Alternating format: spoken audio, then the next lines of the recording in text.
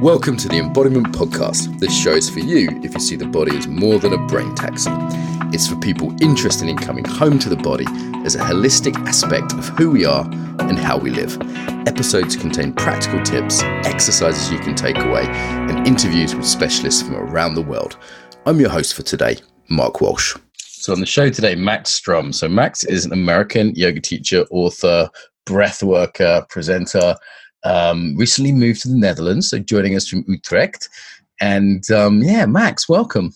Thank you so much. It's wonderful to talk with you. This is only the second time we've talked, but I've read your book, one of your two books recently, and had you recommended to me by many people. So you're super welcome. Thank you very much. And I'm coming to London in a few weeks. If you have time, we'll have to meet for lunch. Let me know at the end. Let me know the dates. I saw you teaching at Tri Yoga at the end of the year as well. That's right. Yeah.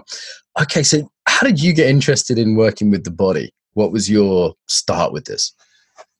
Well, I started quite early. I think the first thing was I met a great Qigong teacher in Santa Cruz, which is where I grew up, Santa Cruz, California. And at that time, there wasn't much Qigong around, and this teacher was exceptionally good.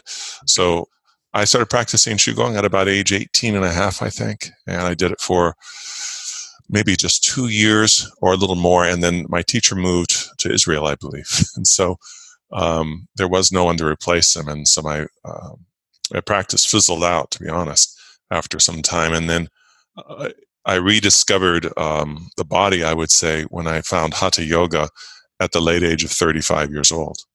Okay. And how old are you now? 63. Okay. So nearly 30 years in it. Yeah.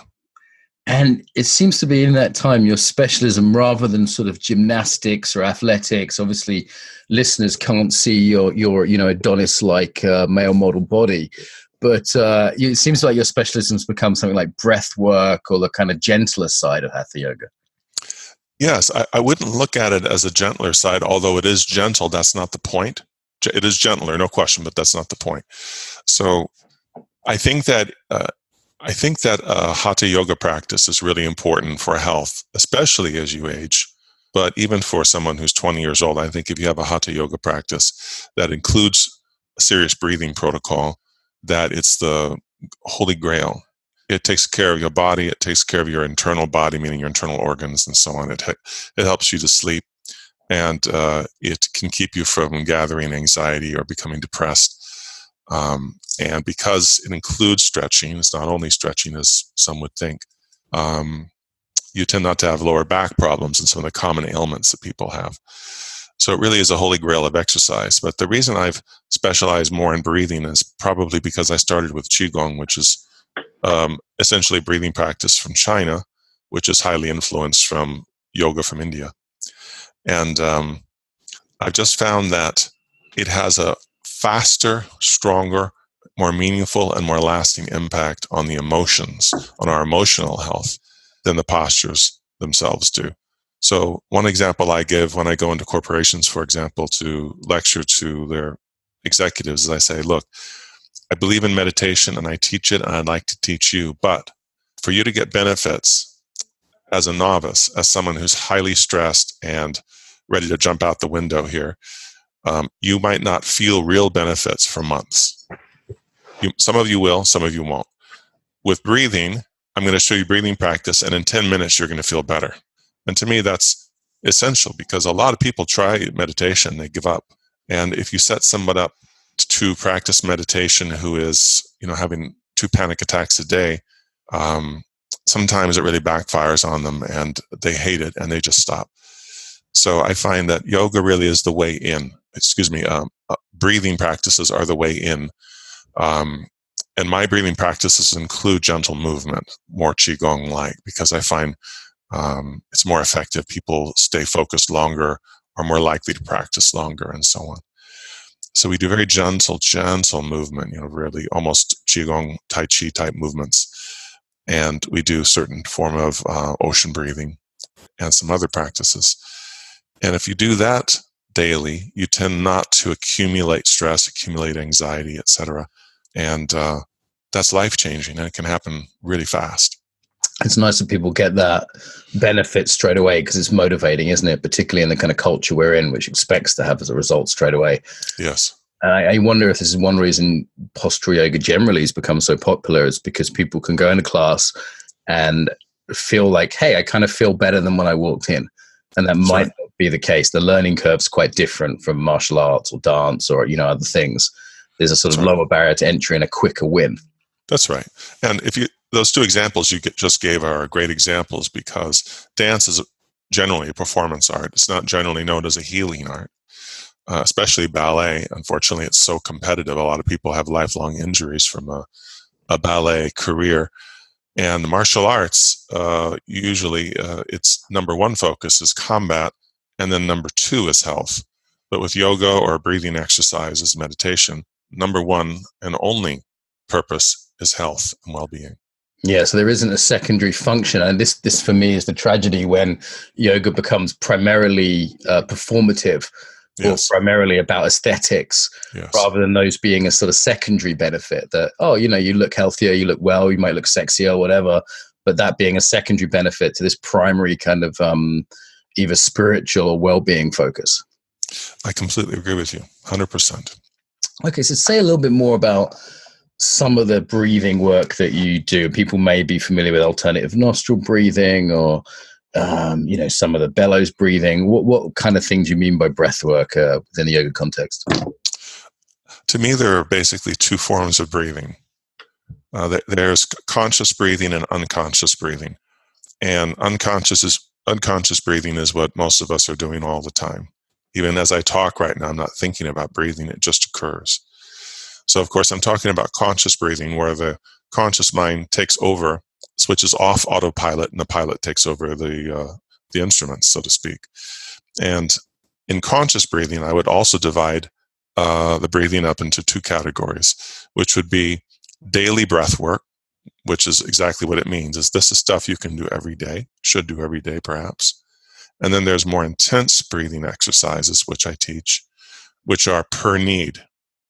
So the intense breathing exercises are somewhat intense, not terribly intense, but they are strong. But we only have to do them for about 12 minutes. That's it, not hours, like some intense breathing practices. And whatever you're sitting on emotionally will come up. And this is highly beneficial because so many of us have numbed ourselves out, especially men, where if someone says, "What are you feeling?" And you might even say, I don't know. I know I feel something. I'm kind of angry. I'm kind of upset, but I don't really know. And you can go to a therapist and sit with a therapist for 1 year, 2 years. I'm not exaggerating here. And then finally get to it. Oh, okay, I'm really angry with what my father did to me when I was 3. With breath work, it gives us access to those types of memories and feelings almost immediately. Now, sometimes it takes 24 hours, but generally if it doesn't happen in the classroom, people will go home and will have memory come up of difficult times, of trauma, of grief. And the benefit, obviously, because we're not trying to pick a scab open, the benefit is that people will then have a breakthrough or epiphany because they're processing this information through a different brain. What I mean by that is something happened to you when you were 5 years old. You processed it through a 5-year-old's brain. Not just brain, but your infrastructure. Let's say your parents were divorced when you were 5. I'm just making this up for your listeners. I have no idea. So let's say your parents divorced when you were 5. Well, when you're 5, you don't know what divorce is. You don't know what marriage is. You don't know what sex is. You don't know infidelity is. You don't even know where your parents go to work. They just go somewhere called work, right? And so when something like the divorce happens, the child processes it through this very limited life experience and can't process it really. It can be quite traumatic, and the child might even blame themselves. This is quite common. Now, if you have access, now as let's say you're a 40-year-old man, and you have access to this memory, you now are processing it through your 40-year-old brain with your 40-year-old life experience. And then you go, oh, that's what was going on. I understand now. And you can process it and you can reconcile it. Sometimes forgiveness is required at some point. And so then you move past these things that we've been stuck on since childhood or since our teen years. And that is extremely life-changing. For example, a couple of weeks ago in one of my Breathe to Heal workshops, which are 3-day events, a woman came because she had terrible panic attacks. And she would have a panic attack just trying to go to sleep at night. She was afraid of sleeping because she couldn't sleep. She'd wake up in a panic attack. So this person would get 1 or 2 hours of sleep. That person felt like home was a safe place, and the cause of these things were from childhood. But once going through the breath work, discovered within 24 hours, the problem is actually at home. Mm-hmm. Mm-hmm. And changes were made, conversations were had immediately. Imagine how much therapy that could have taken to get there. Mm-hmm. Mm. So the breath work can really bring stuff up, which people can look at afresh with their adult perspective. And I've heard you sort of say like conscious versus unconscious. So kind of any kind of conscious approach to the breath seems to be generally beneficial, right? Just bringing awareness to the breath for many people is calming. That's a beginning. Yes, that's the very beginning. That's a good beginning. Calming is a great beginning. And then I imagine you have kind of up and down regulation techniques. So it seems like most yoga teachers work with this, some techniques which are more calming, more parasympathetic, and some that are more sympathetic, more like activating kind of wake up kind of breaths. Do you see things in those terms or in other terms? A little. We don't do a lot of activating breath, though. I use more activating breaths for people who are depressed because they're usually in a state of inertia or entropy. Whereas people with anxiety, which is a more common problem, usually need calming down. They don't need activation. They can't sit still, don't want to sit still. Right. We were just talking about this before we went live, that this kind of endemic anxiety now. It seems like everybody has anxiety. You were telling me about the number of people in the Netherlands your doctor was telling you about with anxiety disorder. Yes, he said that there are 18 million inhabitants of the Netherlands, and they estimate 1 million have some sort of anxiety disorder. It's huge. And I know it's the biggest category of mental ill health in the UK, which is at kind of record levels. Yes. So most of us are kind of too hyped up, too fired up just by modern life, the speed, the pace of life. Was that anything to do with your move to Utrecht from the States? I'm curious about that. Yes. Well, partly. I mean, the American culture has gone through a lot of changes. And I don't just mean since the new presidency, but it really, I would say, since the late 90s, so the last, let's say, 20 years. Mm. I mean, society, culture is always changing, but it changed in some particular ways that I really didn't care for.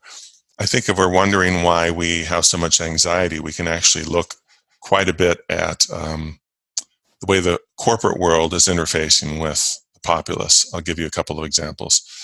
It's very difficult to go into an American restaurant now that doesn't have flat screens on the wall and that doesn't have booming dance music playing, which you probably know is a technique which is called turning over tables. So you feel like it's an exciting place when you come in, but you want to leave within 90 minutes, turning over the table to the next customer, and that's why they do it.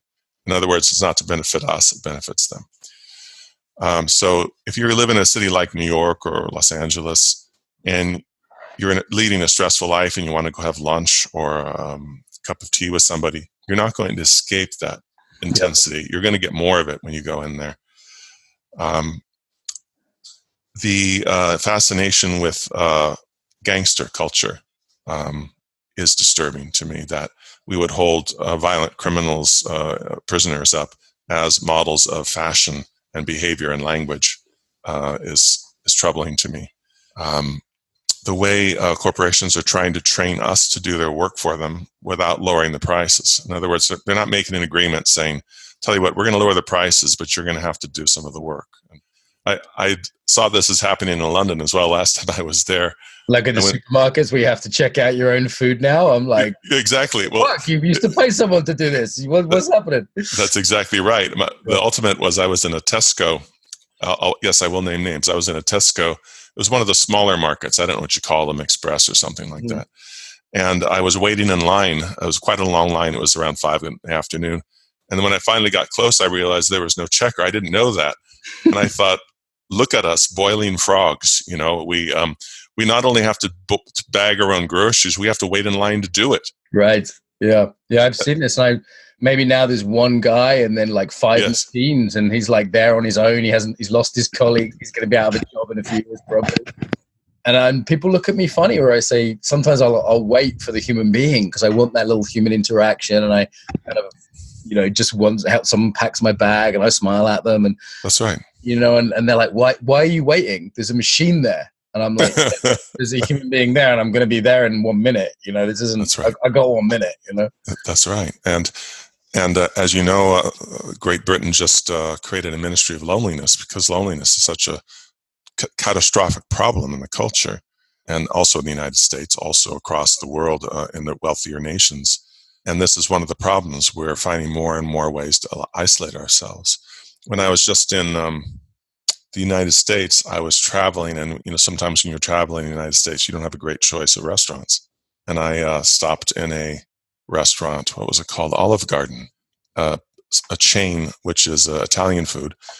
And I had been in one before. My father had taken me to one years ago. And the food's not bad there. But now they have computers on the table, basically iPad type things. They want you to order from the table. They don't want to send a waiter. And to me, I just feel like saying, is there anything else I can do for you? You want me to wash the dishes before I go? Yeah.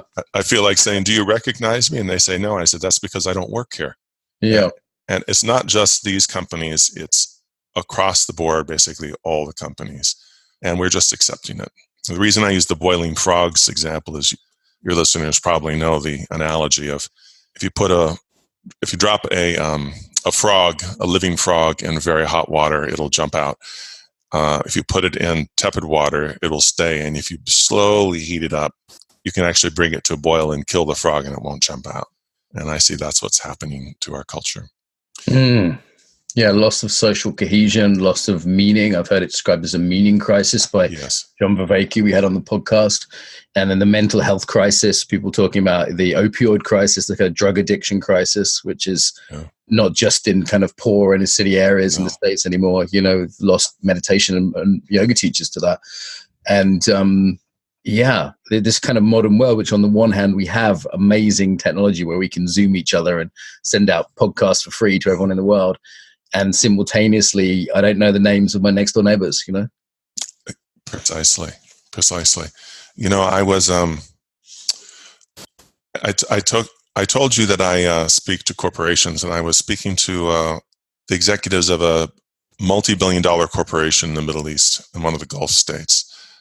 This was a couple of years ago. And the executive that I was to talk to on this day kept me waiting.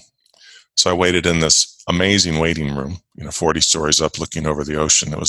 You could live there.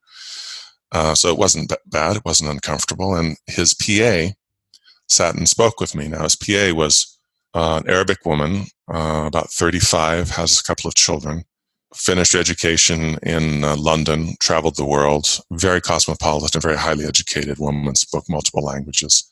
I'm just telling you this so you understand the context of what she tells me next. And she asked me about my book called There Is No App for Happiness.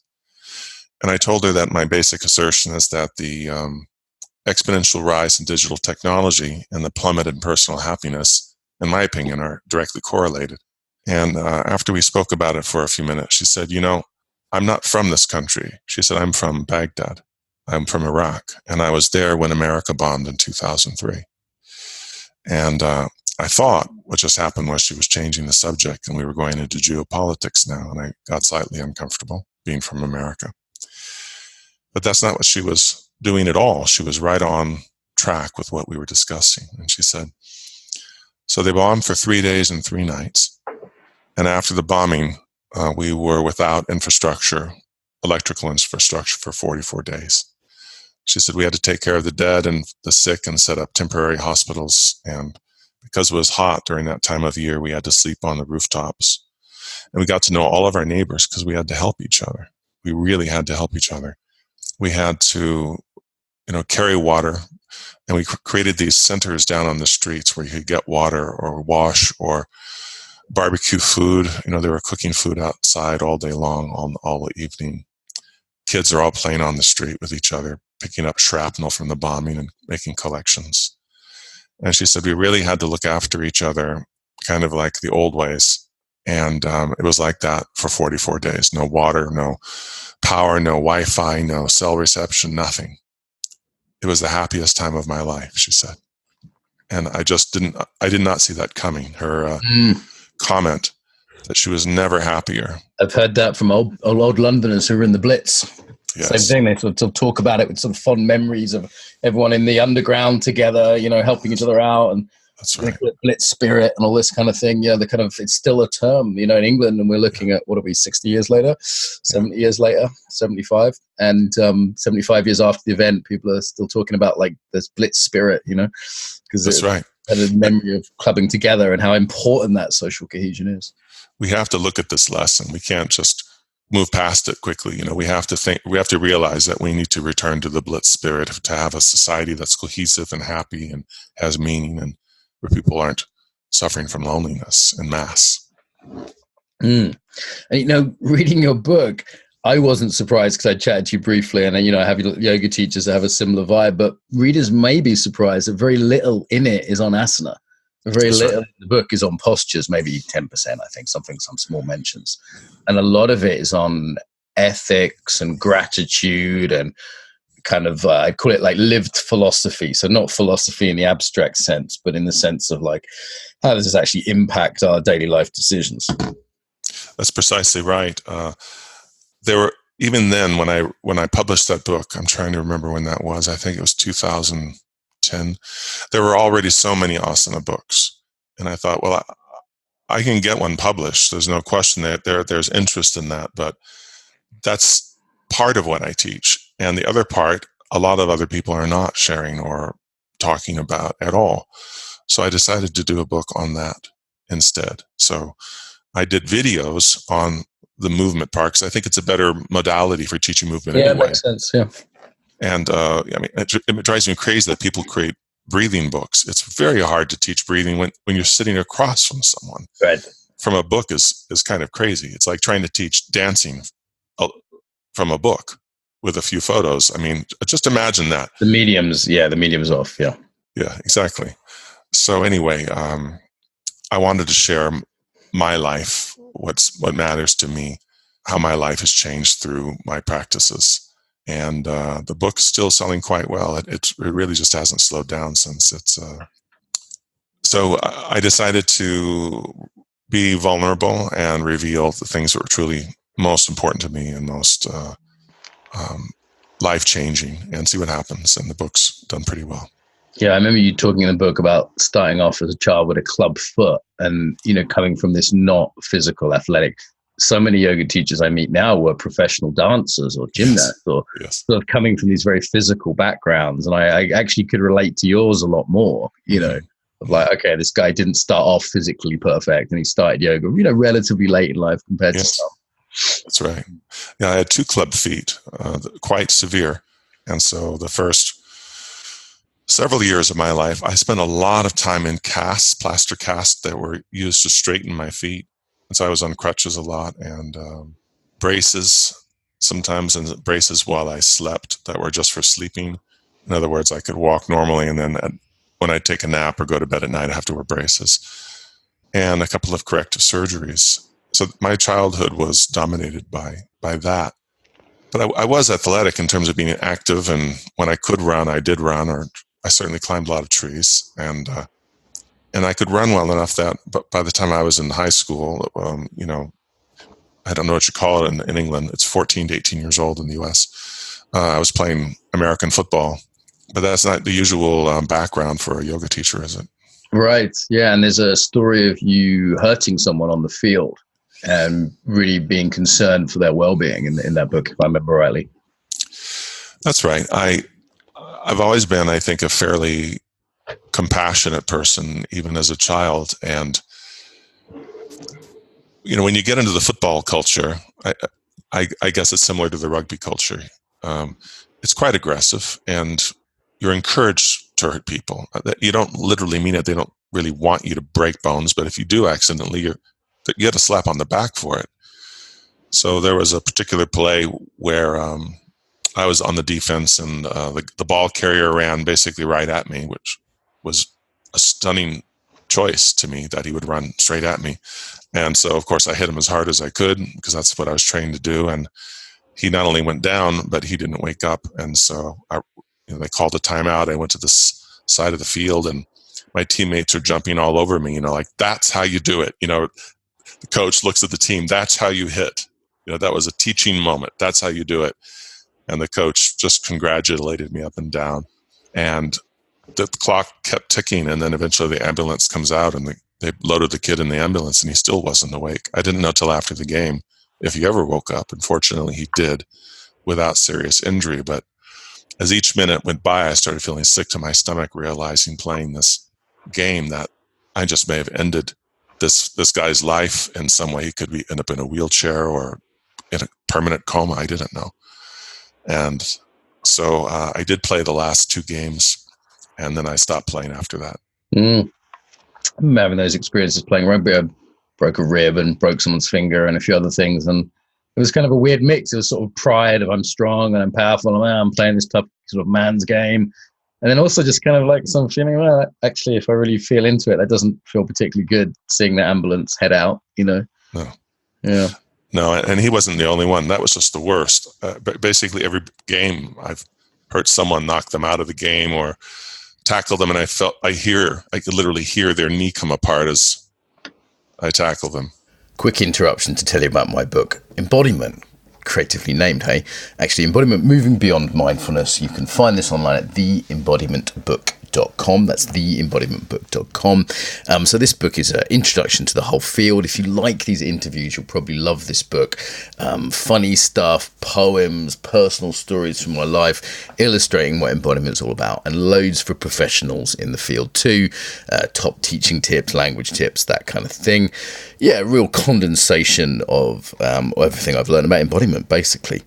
So you can get pre-orders at amazon.com, and if you just put in Embodiment Moving Beyond Mindfulness, that's the name of the book, or go to theembodimentbook.com. On there, you'll see quotes from various teachers, a bunch of fun illustrations, and you can also get the first chapter completely free online at theembodimentbook.com. Enjoy, and back to the interview. Some of the other kind of things you talk about in the book seem peripheral to some yogis, but they seem the center of the book. So, for example, you talk about gratitude or ethics, for example. Yes. Like people talk about the 8 limbs of yoga, but really most of a yoga class is one with maybe a little bit of breath work at the end for 5 minutes. And they seem to be peripheral to a lot of what has become modern postural yoga. Yeah, to me, ethics is it's a funny thing, because we don't really like talking about ethics so much unless we're complaining about someone else's. But to me, the ethics that we choose are the way we express love in the world. It's easy to say, I want to have world peace. It's easy to say, I want to have a yoga lifestyle. But, if you walk up to your car and there's I don't know what you call them there, meter maid is giving you a ticket because it's been 1 minute over even though you arrive, how do you treat that meter maid then? Do you start screaming vulgarities at them or like everybody else? Or are you choosing to behave differently? And, I remember hearing about a yoga teacher, a famous yoga teacher that I knew. And I met the people that lived in the apartment below him. And based on living in the apartment below this famous yoga teacher, he said, I will never try yoga. Wow. So they just, the guys playing loud music or people come and go at night, just some bad impression. Yeah. Screaming fights, all of it. So he thought, well, if that's what a yoga teacher, if that's a famous yoga teacher, I don't want any part of it. Yeah. Yeah. On the one hand, I feel like as teachers of yoga or embodiment or meditation, we shouldn't be judged on our kind of human worst moments that happen occasionally, but maybe we should be judged on the general state of our kindness and lifestyle and relationships, and I think you made a very good point there, if I may, that there isn't really a language to talk about ethics, that even though ethics sounds like something doctors have or lawyers, there isn't a language that's cool to talk about this. How do we talk about morality without sounding like 18th century Christians? Yes. Or if I said, what makes you a good person? Or, Socrates, what is the good life? He didn't mean the pleasurable life. He meant the life of value, right? What makes someone a good person? most British people would just sort of laugh or make some cynical joke. Like, there isn't a serious conversation around morality. The word, ethics is often used as a stand-in because it's somehow less cringeworthy. And so unless we're bitching about other people's bad ethics. That's right. And it seems to be the other turn I see is because we can't talk about the ethics of behavior anymore. The ethics of language has taken over. So it's the only thing that makes someone a good or a bad person is the words they say now.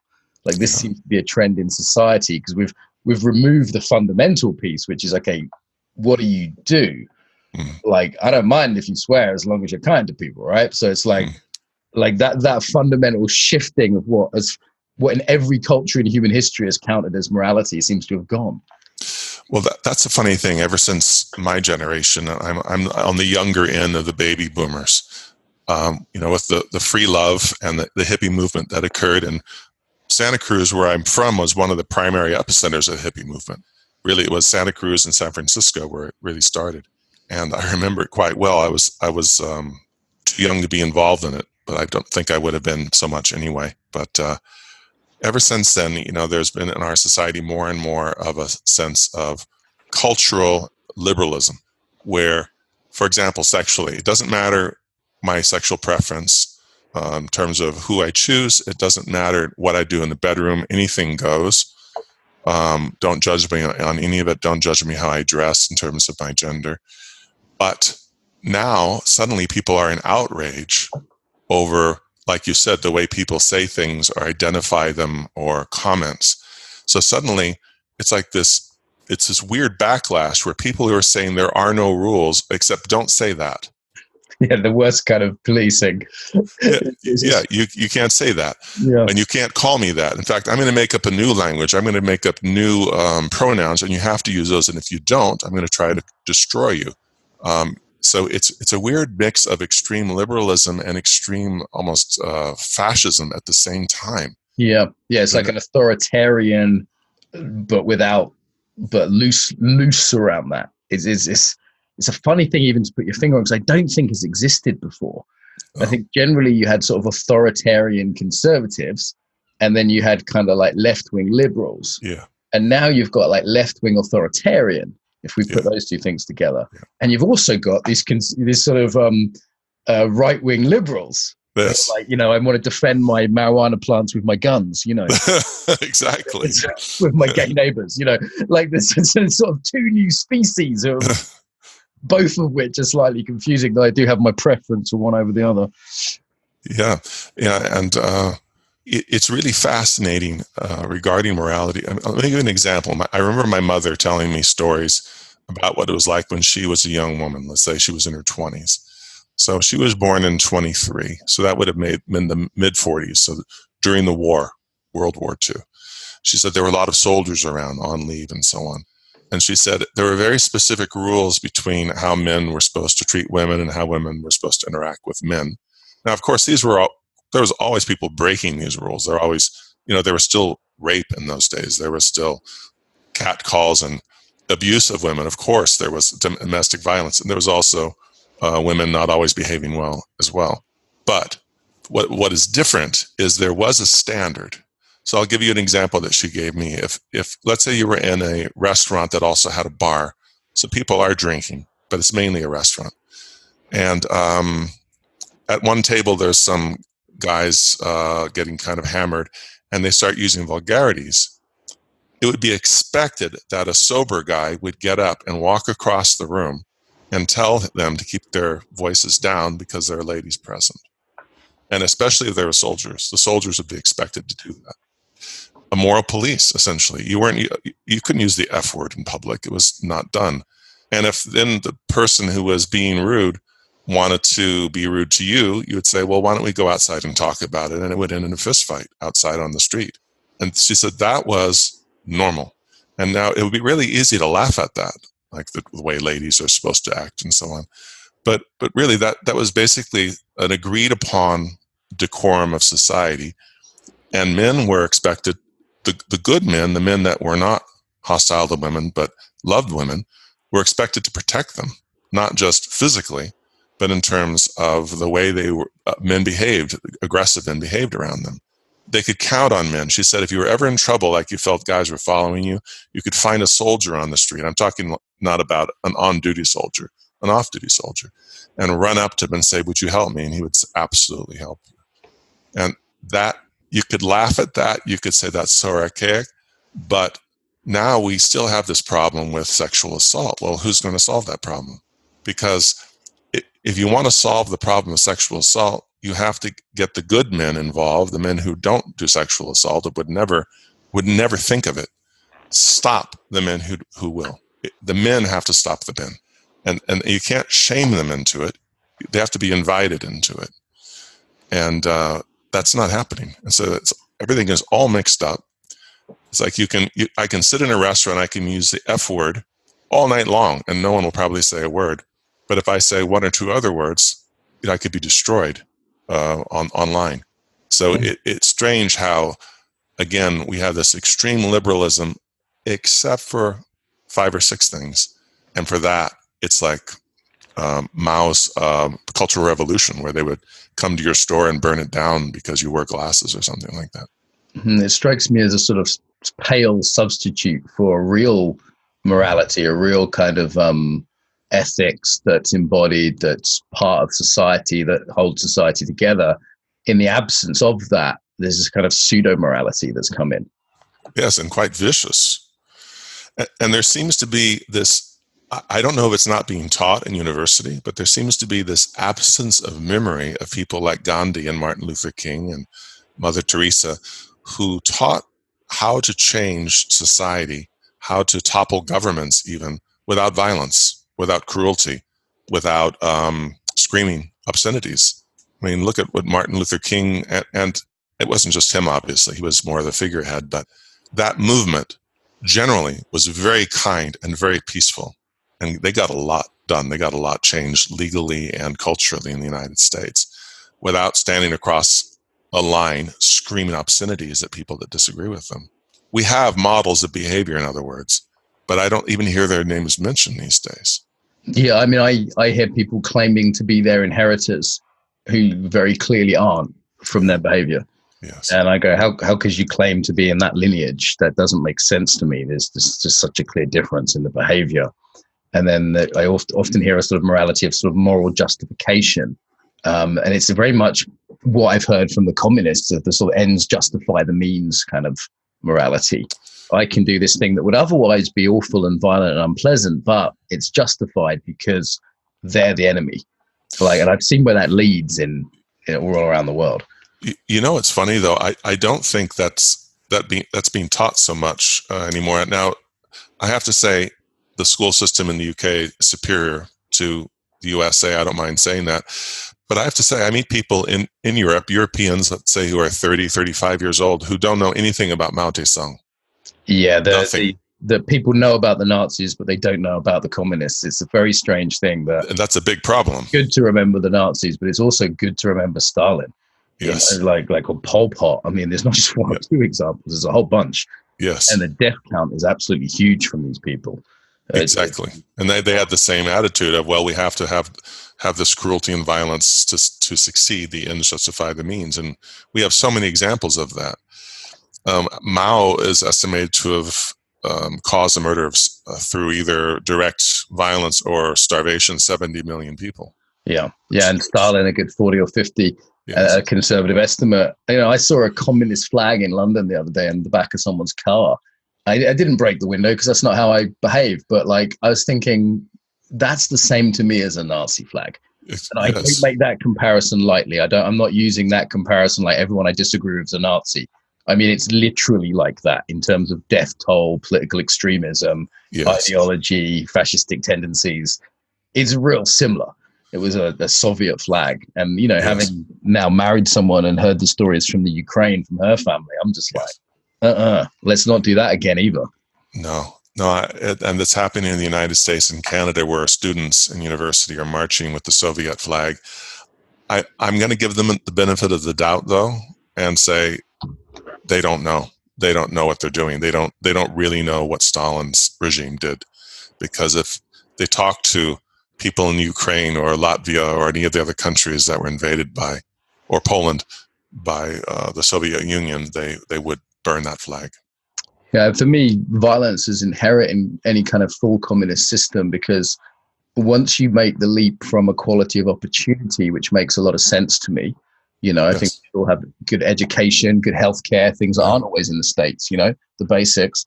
I'm a big believer in those things because it puts us on a level playing field where smart kids can get educated, free university and publicly funded university. And then once you make that leap from equality of opportunity to equality of outcome, you have to have violence, because people are always going to do differently. Some are going to have more talent, some are going to do better than others, some are going to be luckier, some are going to be born better looking, whatever it is, And to try and level that playing field, the only way you can get 2 cows from one farmer and give 1 cow to the other farmer is to put a gun to their head. That's always the way it's been. It's unbelievably naive. And clearly that person, whoever thinks that, has never run a business, because there are a lot of people. I mean, just think about a job, to your listeners now. Think about a job that you had or have where you can't stand your manager and you think that person's a moron. Well, now imagine it even worse. The person is really like half the intelligence that the person should be that's running your business, and is not kind. Well, that's what, if you're giving everybody the same opportunity of outcome, that's what you're going to have. You're going to have completely inept people, the wrong people in the wrong jobs.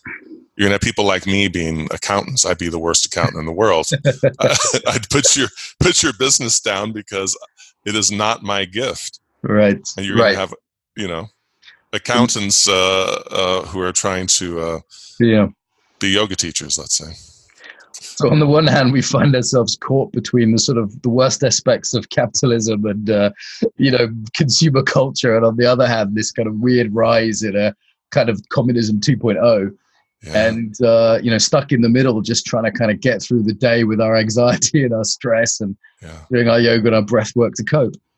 That's exactly right. I don't have an answer for how to solve these political problems. I really don't. I wish I would, because I would expound them now. But what I'm focused on is helping people like a doctor in the A&E or the ER in the United States, where you just take all comers, whoever comes in bleeding, you patch them up. And I'm trying to help people who have anxiety, panic attack disorder, post-traumatic stress syndrome, and depression, regardless of how you got there or what you believe politically.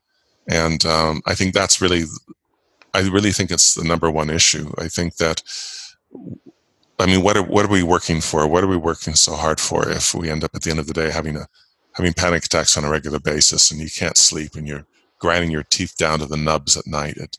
What are we doing? We have to rethink the way we're living. Yeah.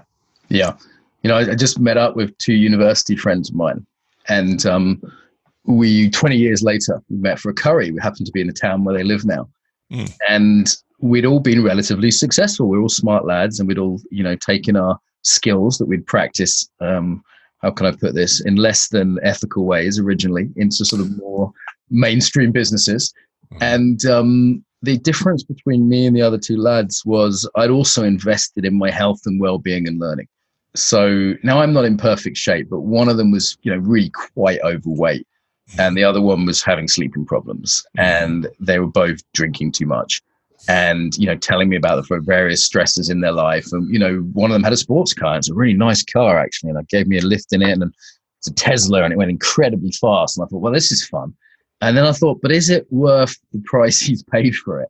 Because the difference between our kind of health and learning and happiness, for example, we both did martial arts, and I said, I went on a real journey with that. And I learned this and I learned that, and I started doing more yoga. And he's like, I don't practice. I don't have time, Right. And I just thought, wow, there's other currencies, and we'd all done reasonably well. I was the poorest of the 3, but the financially poorest of the 3. Yes, financially poorest of the 3. But still doing well enough, So I was kind of like, at a certain point, it doesn't make sense to me to invest more financially. I'd rather use that time and energy in my health or my marriage or whatever. Well, a lot of this was spelled out quite clearly by the people in the latter part of the Age of Enlightenment.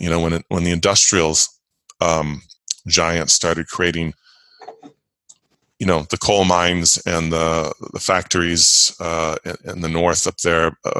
I forget the area where the early factories were for creating clothing, the fabric. Yeah, and there's parts of the north of England and the Midlands, the Black Country, yes, and that's right. Sort of home in the Industrial Revolution. Yeah, I've done a bit of reading about that and the way the workers were treated, and the coal miners having to walk for 1.5 miles underground in a stoop position just to get to work for 10, 11 hours a day, 12 hours a day, and then walk 1.5 miles back out in a stoop position. And so a lot of the great writers from that time, the D.H. Lawrence, the Emerson, Thoreau, all those people, what's his name? I'm sorry today, my memory is not as it usually is. But if you think about the writers, the poets from the 1800s, especially the late 1800s, early 1900s. I feel like Wordsworth or Keats, sort of romantics coming out. Yes, the romantics. The way they spoke about the industrialism, you could use their writings today to comment on the digital age. Mm-hmm. Mm-hmm. They had it's the same arguments. Basically, we're dehumanizing ourselves. Mm. Now the difference is the industrial age was much more life-threatening. A lot of people were injured or killed in their work. But putting a 10-year-old child in a coal mine for 11 hours a day, away from the sunshine and all that is good, as D.H. Lawrence, I believe, wrote, what does that say about a society? What does it say about a company that wants their people to be online for 8 hours a day and then go home and continue to work for 3 more hours and know that that's what's expected of you? Knowing what's happening with anxiety and loneliness in our culture and depression, knowing that 30% of Brits contemplated suicide last year. Yeah, I mean, the industrial accidents are at a record low, but suicides are at a record high, as is medication and drug addiction, right? So the only difference is the machine's just killing us via our own hand in a much more roundabout way. Yes. So I've been recommending to people recently to look at the writings of these great thinkers and philosophers from the Romantic period and the later part of the Age of Enlightenment. And you can see commentary that is so extremely current, really. I'm thinking it might be nice to talk a little bit about gratitude, because I think it's easy when faced with certain things in the modern world, whether it's the politics or the technology, to kind of get resentful, Mm-hmm. And it strikes me that gratitude is one of the things you talk about in the book that I read of yours, which is kind of one of the antidotes to that. Gratitude really is the portal in to all that is good, I think. It's really the portal in, because I'm going to create an example. Let's say I teach once a week. I go to Bob's house and I teach him yoga class. I used to do that years ago. And Bob is an easygoing guy. He's very friendly, very cheerful. But today, for some reason, when he comes in, he's very angry. And I say, Bob, are you okay? Did I do something? He says, no, it has nothing to do with you. It's something that happened today. I want to practice. And I say, okay. So if Bob sits down on his mat and says, I'm ready. And I say, well, before we start doing postures, why don't you think about compassion? Why don't we do a meditation on compassion? And he goes, no, look, that's not possible. I just can't feel that today. I'm really angry, maybe in a couple of days, but let's just do something. And I think, well, what else could I do? Oh, I saw this great talk on forgiveness. Well, Bob, what if we focus now on forgiving the person that you're upset? And Bob opens his eyes and says, especially not forgiveness. Not right now. Too big an ask that day. Yeah. Yeah, not today. And then I say, well, there's one more thing. And Bob says, look, can we just do some movement? And I said, well, let me ask you a question. Can you think of anybody that you feel gratitude for? And Bob says, no. And I say, don't you have a 3-year-old girl at home? And he says, yes. And I say, imagine her sitting in front of you now, looking into the eyes of her daddy with love, like she does sometimes. And he does that. And I have him breathe a little deeper, because when you're angry, you don't breathe well. He starts breathing deeply, and he imagines this, and tears come gushing out of his eyes. Because the heart cannot contain gratitude and anger at the same time. Mm-hmm. It's incompatible. Now, if I said, think of gratitude, it wouldn't have worked. If I said, imagine gratitude, it wouldn't have worked. There has to be an actual symbol, a portal. For him, it was his 3-year-old daughter. It could have been his wife as well. But I went for the easy one, the little girl, innocent, and also in case he was angry with his wife, right? So once you get into the state of gratitude, then you can go into compassion. Then maybe you can go into forgiveness. But the way in is through gratitude. And there's always somebody or something that you can think of. I don't mean the very moment that you have anger. I mean, I'm a reasonable man. I'm not saying as soon as you get really angry, within 5 seconds, you should practice gratitude. You need to ventilate the anger, hopefully appropriately, meaning not with a baseball bat. And after you've ventilated and expressed yourself and you're ready to calm down, then I think gratitude is the way in. Yeah. Yeah. And it strikes me that gratitude's often what's often missing from the hateful. Yes. Whether they be on the far right or the far left. Yes. I see people criticizing Western civilization on their Apple computers. Yes, exactly. I see people sent to universities by their fathers who worked their whole life to make some money to send them there, who now hate men. It's like the lack of gratitude seems to be endemic with some of the groups I see as most kind of angry and helpful and hateful. Yes, it's a strange time we're in. Any other top tools before we start to move towards wrap up, or things that you go, that might not be obvious? The breath work, of course, the asana. Any other things that you found sort of consistently helpful with students and yourself over the years? Yes, I think it's important let me put it this way. All of this, everything we're saying, we're speaking to someone who's listening, who we're assuming they want to change. They want to constantly improve themselves. They want to hear different ideas that they can select from what they keep, what they throw out. But if I was talking to anybody who wants to change, meaning to heal and to reconcile with their own past, or to help someone who's doing so, I would say, remember what the key components of the human being are. And that is, we want to be loved and to love. We want to live. We don't want to die. We want to be seen. We want to know that people can see the true version of ourselves, not just the exterior, and to be accepted for that. We want to know that who we are, just as a person, we matter, and also our work matters. Those are the key things we're dealing with as human beings. Everything else is details. And if we can constantly go back to those things, then we can truly communicate with people. If you're hearing what they're saying, you can usually locate pretty quickly, identify that this person doesn't feel seen in their life, that this whole argument is about not feeling seen. So then the question could be, what could I do to help you feel seen? And people aren't even usually ready for that question. What can I do to make you feel more loved? Because I do love you. Your work does matter. What you're doing matters. Haven't I told you lately? I think your work is extraordinary. And when we get to these essential core issues of the human being, we can cut through politics, especially. We can cut through madness and loneliness, and we can really reconnect with each other in a way that is meaningful to us to have a happy life. Beautiful, beautiful. Core human needs. I love that. Okay, so it feels like maybe a nice place to end. It was lovely talking with you. I appreciate that you think about so many different things. You're kindred spirit. It's I don't know how we can keep up with this world, but I appreciate talking to people who are really thinking about what's going on and have some education on what's happened before to put it into context. So thank you. I think that historical context is pretty useful, isn't it? To see trends and go, hey, haven't we done this already, guys? That's the path we want to go down. But I've always been a student of history. So in terms of finding out more about you, it's Max Strom, Strom for Mark, maxstrom.com, right? Yes, that's perfect. Beautiful website, by the way. Really nicely put together, and the links to your Instagram there. And there's you've got all sorts of workshops coming up, I can see. I might be able to make the first day of the one in London in December. So I'm... and I'll be in Tri Yoga in just a couple of weeks also. In a couple of weeks' time. This probably will be too late by the time this comes out. But give us those dates, because it will usually take us a few weeks to get this out. 23rd through the 25th of August. There we go, 23rd to the 25th of August.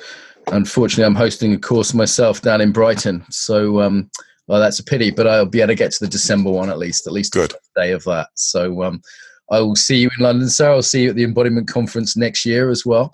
And enjoy the Dutch. I can definitely see the appeal of living out there. We have a load of Dutch listeners as well. It's one of the most popular places for this podcast. I'm so happy living here. I love the Dutch, and they've made me feel very welcome.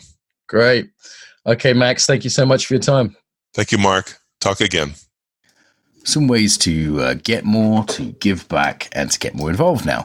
So the biggest request I have would be to share the podcast with your friends, people that you think would really enjoy it.